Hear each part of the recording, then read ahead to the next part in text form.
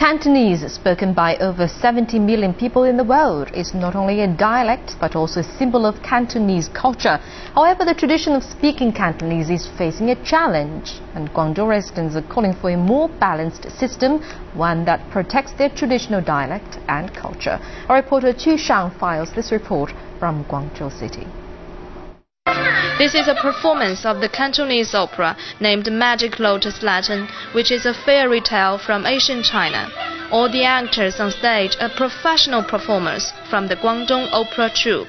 The audience numbers 1,200, and most of them are old people. To themselves, Cantonese opera reminds them of the old age.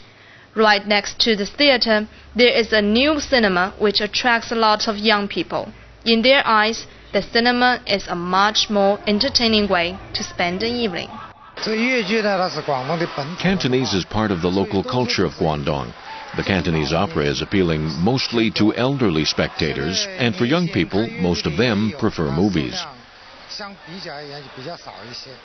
Many people worry that the traditional Cantonese opera is fading away. However, it doesn't seem to bother the youth.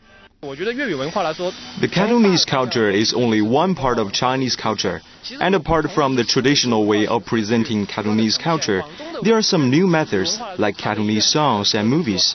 These are welcomed by young people, and Cantonese culture is becoming more tolerant now. I don't think local dialect and culture will disappear. Cantonese has special features which contribute to its strong vitality. An expert explains the characteristics of the Cantonese. The structure of Cantonese is different with other dialects in China. It is also spoken by compatriots from Hong Kong and Macau and overseas. Statistics show that over 70 million people speak Cantonese around the world. The strong economic and cultural influence of these people contributes to the powerful position of this dialect. Despite the powerful position of Cantonese, it is spoken less and less by young people nowadays. The cultural symbols carried by the dialect are also fading in the memory of the youth. I have made an investigation at several schools in Guangzhou. I was surprised that some students say they are prohibited from speaking their native dialect at school. Luckily, some students say their parents send them to particular schools to study Cantonese. In my opinion, Putonghua and Cantonese are not diametrically opposed to each other.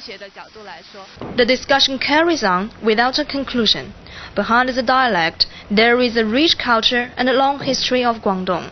The typical traditional morning tea service can only be found in some restaurants, including many unique snacks.